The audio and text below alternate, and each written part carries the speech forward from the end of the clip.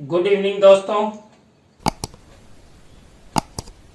Welcome my YouTube channel CDR की semi BEd classes.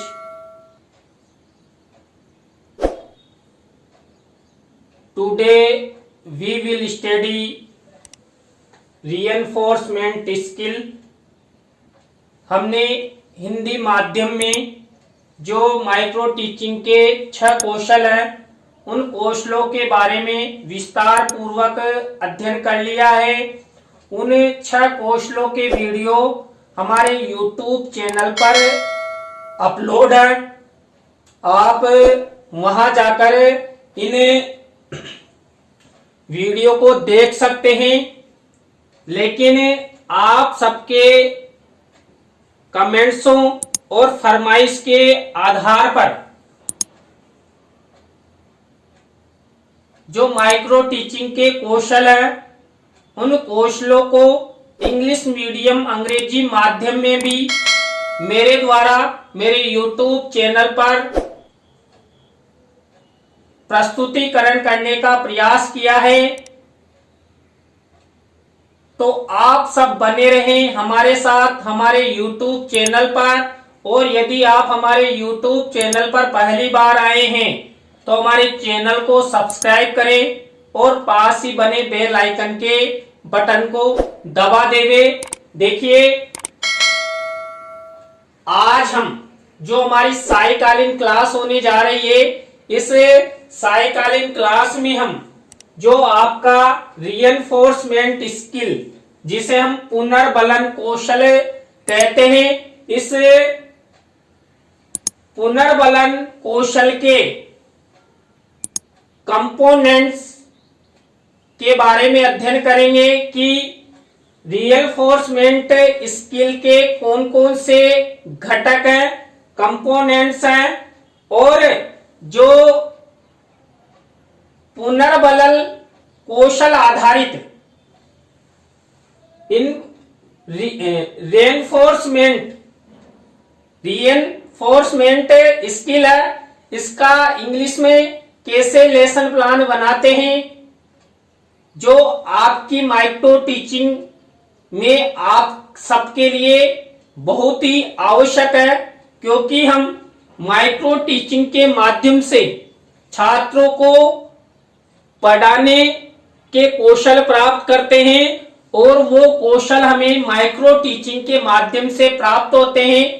तो आइए देखते हैं कि रीएनफोर्समेंट स्किल के कौन कौन से घटक हैं, कौन कौन से किस प्रकार हम पाठ योजना का निर्माण कर सकते हैं। देखिए, मैंने आपकी सुविधा के लिए यहाँ पर जो रीएनफोर्समेंट स्किल है उसके जो कंपोनेंट्स हैं उनको हिंदी और इंग्लिश दोनों में ही बताने का प्रयास किया है। जब आप पाठ योजना का निर्माण करें, पुनर्बलन कौशल आधारित जब पाठ योजना का निर्माण किया जाता है, तो उस निर्माण के साथ साथ जब आप कक्ष में पुनर्बलन कौशल आधारित पाठ योजना का प्रस्तुतिकरण करते हैं, यानी छात्रों को पढ़ाते हैं, उस समय आपको विशेष इन घटकों का ध्यान रखना होता है। इसके आधार पर ही आप पुनर्बलन रीएनफोर्समेंट स्किल कंपोनेंट्स के आधार पर आप पाठ योजना का निर्माण करते हैं, जिससे आपकी पाठ योजना सही बनती है और उसका प्रस्तुतिकरण भी कक्ष में अच्छा होता है। तो आप सब इन 9 घटकों कंपोनेंट्स का यूज करते हुए आप पुनर्बलन रीएनफोर्समेंट स्किल पर आधारित पाठ योजना बना सकते हैं। तो देखिए, यहाँ पर ये हिंदी के घटक है और ये इंग्लिश के हैं, तो आप इनका यूज कर सकते हैं और पाठ योजना का निर्माण कर सकते हैं। देखिए, जो रीएनफोर्समेंट स्किल पुनर्बलन जो कौशल होता है उस कौशल के अंतर्गत जो लेसन प्लान का फॉर्मेट होता है, वो लेसन प्लान का फॉर्मेट कैसा होता है। देखिए, आपने क्वेश्चंस स्किल के बारे में अध्ययन किया है। उस क्वेश्चंस स्किल में जो छात्रों से प्रश्न किए जाते हैं, उसी तरह यहाँ पर भी पुनर्बलन कौशल में प्रश्न किए जा सकते हैं। आप प्रस्तावना के प्रश्न भी उनसे पूछ सकते हैं, लेकिन जो आपका प्रश्नकरण कौशल होता है, क्वेश्चन स्किल होता है, उसमें और रिइंफोर्समेंट स्किल में एक अंतर होता है। यहाँ पर हम छात्रों को रिइंफोर्समेंट स्टेटमेंट एंड हिंट्स देते हैं, यानी कि छात्रों को पुनर्बलन के कथन और संकेतों का प्रयोग एक छात्र अध्यापक को करना होता है। देखिए, इस फॉर्मेट में मैंने 1 से 7 प्रश्न, आप 5, 6, 7 आपकी इच्छा अनुसार प्रश्न बना सकते हैं।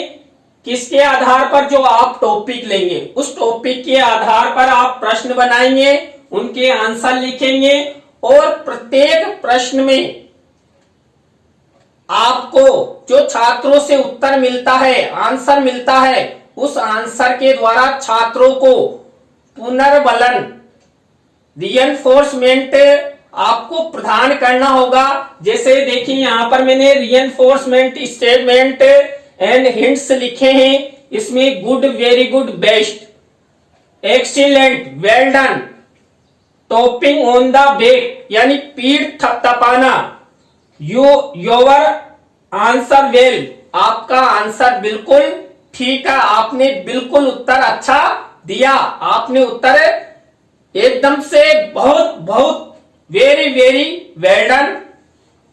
स्माइल, यानी कि जब आप छात्रों का उत्तर प्राप्त करें तो अपने चेहरे पर स्माइल लाकर भी आप उनको पुनर्बलन प्रदान कर सकते हैं। Right on the answer black board, यदि किसी छात्र ने उत्तर अच्छा दिया है तो उसके उत्तर को आप श्याम पट पर लिख सकते हैं। तो ये फॉर्मेट है।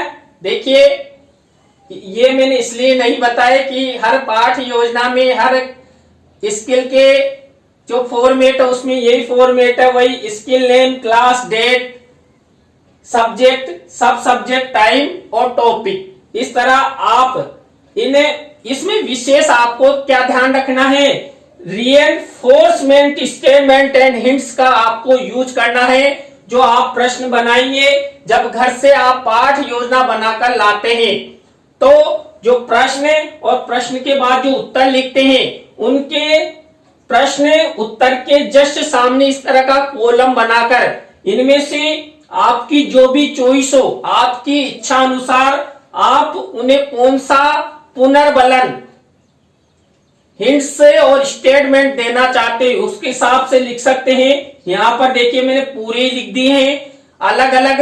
अभी हम जब लेसन प्लान का अध्ययन करेंगे तो मैंने वहां पर लिखे हैं, तो आप वहां पर जरूर देखें और समझे। देखिए, ये है एलुवेशन शेड्यूल। देखिए, जब आप रिइंफोर्समेंट स्किल का यूज प्रस्तुतिकरण कक्ष में करते हैं, तो उस समय आपका एग्जामिनर ये देखता रहता है कि आपने इन घटकों का, कंपोनेंट्स का यूज किया है कि नहीं किया है। यदि आपने इन घटकों का उपयोग अच्छे से किया है तो आपका एग्जामिनर देखते ही देखते कि आपने इस घटक का प्रयोग बहुत अच्छा किया है, तो यहां पर इस तरह राइट लगा देगा।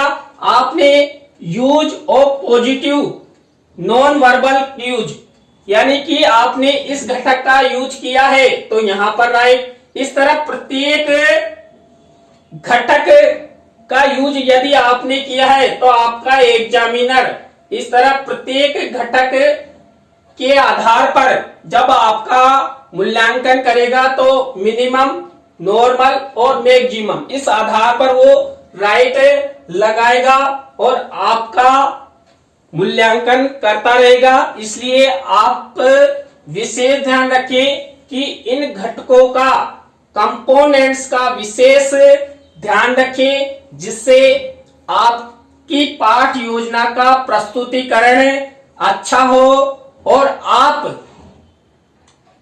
का जो फीडबैक आए वो फीडबैक बहुत अच्छा आए और कक्ष में सब छात्र और आपका एग्जामिनर ये सोचे कि छात्र अध्यापिका ने बहुत ही अच्छा पुनर्बलन कौशल आधारित पाठ योजना का प्रस्तुतिकरण किया है।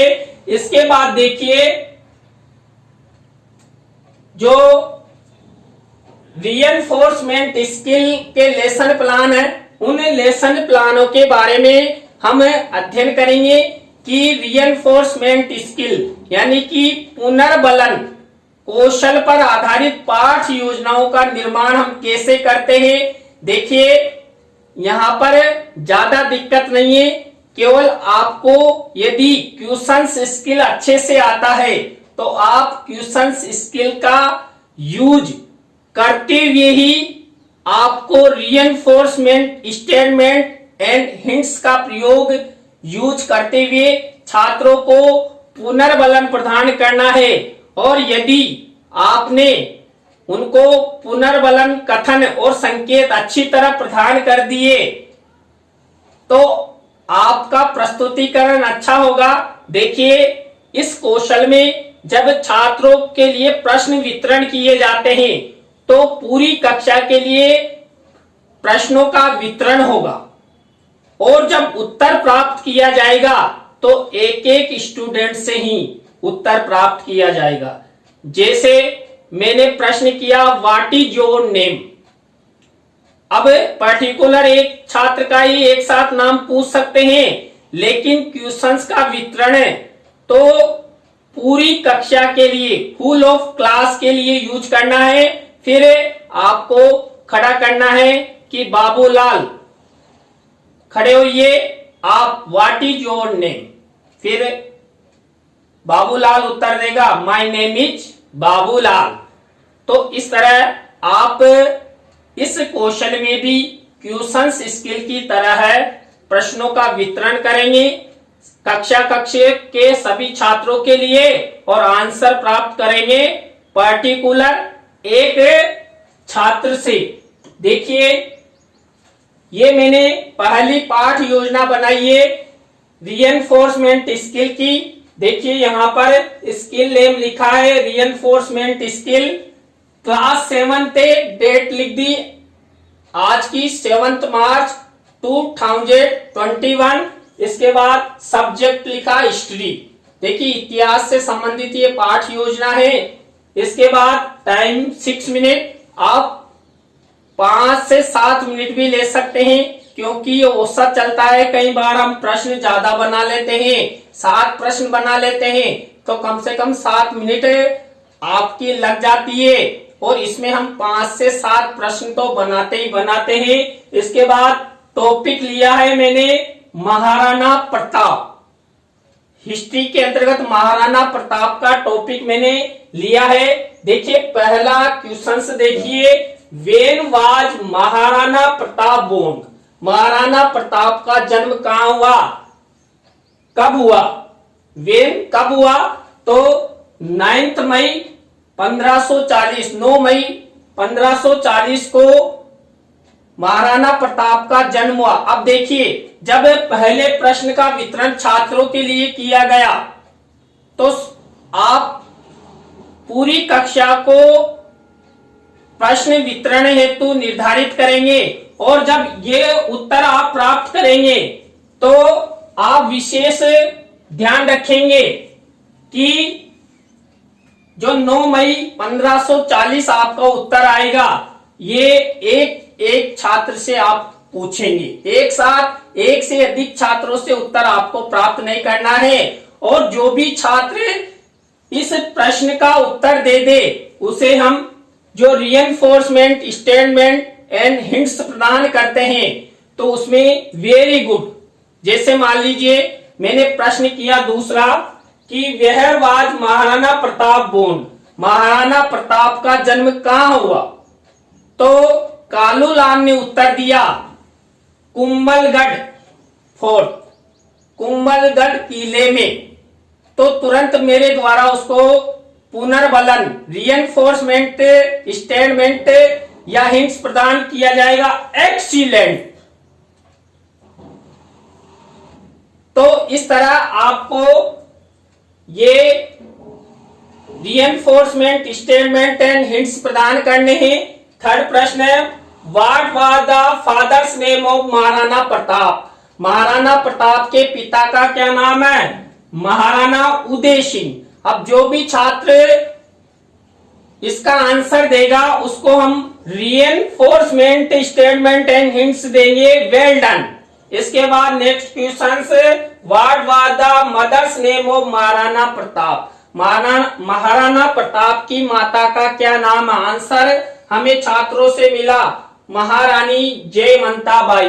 अब देखिए जो भी छात्र छात्रा इस क्वेश्चंस का हमें आंसर देगी उसे हम रीएनफोर्समेंट स्टेटमेंट एंड हिंट्स के अंतर्गत यानी पुनर्बलन कथन और संकेतों के अंतर्गत टोपिंग ऑन द बैक यानी कि पास जाकर पीठ थपथपाएंगे। इसके बाद नेक्स्ट क्वेश्चन है, what was the name of Maharana Pratap dynasty? देखिए महाराणा प्रताप के वंश का क्या नाम है? सिसोदिया राजपूत। अब जो भी छात्र उत्तर देगा उसे हम जो क्या कहेंगे पुनर्बलन के रूप में, यू आंसर्ड वेल, आपने आंसर अच्छा दिया। इसके बाद next, when did Maharana Pratap die? देखिए महाराणा प्रताप की मृत्यु कब हुई? तो आंसर मिला 19 जनवरी 1597। अब जो छात्र जो ही उत्तर देगा हम चेहरे पर मुस्कुराहट लाएंगे।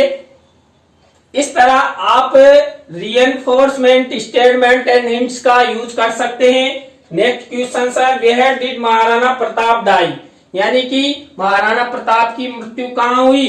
चाउंड में। अब जो भी छात्र उत्तर देगा इसको हम कहेंगे गुड। तो इस तरह क्वेश्चन स्किल और रीएनफोर्समेंट स्किल में एक ही अंतर है, ये कॉलम अलग होता है। यहाँ पर हम लिखते हैं कि हम कौन कौन से छात्रों को जब उत्तर प्राप्त होंगे तो रीएनफोर्समेंट स्टेटमेंट एंड हिंट्स कौन कौन से प्रदान करेंगे, यह आपको सामने लिखना होता है। इस तरह आप पाठ योजना का निर्माण कर सकते हैं और कक्ष में अच्छा प्रस्तुतिकरण कर सकते हैं।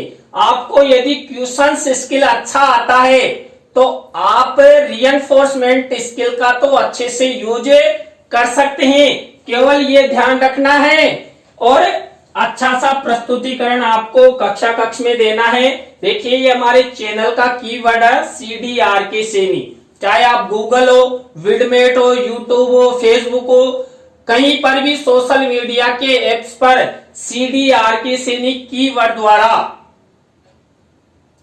आप हमारे सभी यूट्यूब चैनल्स को सर्च कर सकते हैं। देखिए आप सभी को पता होना चाहिए कि CDRK सैनी परिवार की ओर से यूट्यूब पर 5 से 6 चैनल जैसे संस्कृत से संबंधित, साइकोलॉजी से संबंधित, कंपटीशन से संबंधित और टेक्निकल से संबंधित चैनल संचालित है। उन पर वीडियो अपलोडेड है। तो आप यदि ज्ञान प्राप्त करना चाहते हैं तो वहां जाकर CDRK सैनी कीवर्ड द्वारा सर्च करें। आपको हमारे CDRK सैनी परिवार की ओर से संचालित सभी चैनल्स के लिंक दिखाई देंगे। नेक्स्ट पाठ योजना है, देखिए वही ब्लैक बोर्ड कार्रवाई है, वही मैंने लिखा है skill name reinforcement skill class 7th। Date लिख दी आज की 7 मार्च 2021, सब्जेक्ट इंग्लिश। अब देखिए यहाँ पर सब सब्जेक्ट लिखा है मैंने पोएट्री। देखिए कविता का अध्ययन हम यहाँ पर कर रहे हैं तो इसमें भी वही है, कक्ष में जाते हैं आपको इस कविता के बारे में। देखिए टॉपिक ऑफ माय मदरलैंड, मेरी मातृभूमि, ये कविता है, इसके बारे में थोड़ा सा व्याख्यान आपको कक्षा कक्ष में करना है और व्याख्यान करने के बाद ये प्रश्न आपको छात्रों से पूछना है और जो जो आपको उत्तर मिले वैसे वैसे आप स्टेटमेंट एंड हिंट्स पुनर्बलन कथन और संकेत छात्रों को प्रदान करते रहेंगे। तो विशेष आपका जो टॉपिक है कि बच्चों आज हम माई मदरलैंड के बारे में अध्ययन करेंगे। तो माई मदरलैंड जो कविता है, पोइट्री है, उसके बारे में छात्रों को बताना है और किससे संबंधित, देखिए प्रश्न मैंने बनाए हैं, इससे संबंधित उस कविता को आपको छात्रों को बताना है। तुरंत ये प्रश्न कर देने हैं। जैसे मान लीजिए मैंने आप सबको कविता बता दी, अब मैं आपसे प्रश्न करता हूं कि व्हाट इज योर मदरलैंड, आपकी मातृभूमि क्या है? तो आंसर मिलेगा इंडिया। अब आप रिइंफोर्समेंट स्टेटमेंट एंड हिंट्स देंगे, गुड। सेकंड क्वेश्चन है what is the famous river of your motherland, आपकी मातृभूमि की सबसे प्रसिद्ध नदी कौन सी है? गंगा रिवर। अब फीडबैक या पुनर्बलन में हम देंगे वेल डन, वेल डन। इसके बाद which ocean is south of your motherland, आपकी मातृभूमि की दक्षिण दिशा में कौन सा महासागर है? Indian ocean. अब आप यहां पर वही जो रिइंफोर्समेंट स्टेटमेंट एंड हिंट्स देंगे तो आप देंगे क्या? एक्सीलेंट। इसके बाद नेक्स्ट क्वेश्चन है how many types of army do you have your motherland, आपकी मातृभूमि में कितने प्रकार की कौन कौन सी सेनाएं हैं? तो 3 टाइप्स आर्मी हमारी मातृभूमि में है, land force, air force and navy. अब आप जो छात्र इसका उत्तर देगा तो उसके पास जाकर टॉपिंग ऑन द बैक यानी पीठ थपथपाकर उसे पुनर्बलन प्रदान करेंगे। इसके बाद what is the speciality of your Motherland, यानी कि आपकी मातृभूमि की क्या विशेषता है? देखिए छात्रों से उत्तर मिला यूनिटी इन डिवर्सिटी, यानी कि अनेकता में एकता हमारी मातृभूमि की विशेषता है। जो भी छात्र उत्तर देगा योर आंसर्ड वेल, यानी आपने उत्तर अच्छा दिया। इस तरह नेक्स्ट क्वेश्चन है when did your Motherland become independent, यानी आपकी मातृभूमि कब स्वतंत्र हुई? 15 अगस्त 1947। और हमें फीडबैक या पुनर्बलन छात्रों को दिया, वेरी गुड। तो देखिए ये 2 पाठ योजनाएं हमने अध्ययन की। तो आज का वीडियो आपको कैसा लगा? जो रिइंफोर्समेंट स्किल है इसे देखिए, थोड़ा मैं इंग्लिश मीडियम से नहीं हूं लेकिन फिर भी मैंने कोशिश की है। तो आपको वीडियो कैसा लगा कमेंट्स में जरूर बताएं। और यदि आपको हमारा वीडियो जो रिइंफोर्समेंट स्किल पर आधारित अच्छा लगा हो तो लाइक करें, कमेंट्स करें और साथ ही अपने मित्रों और सहपाठियों को जरूर शेयर करें। नए स्किल के साथ हम आपसे कल इसी समय फिर मिलेंगे CDRK Saini BEd classes YouTube channel पर। बाय।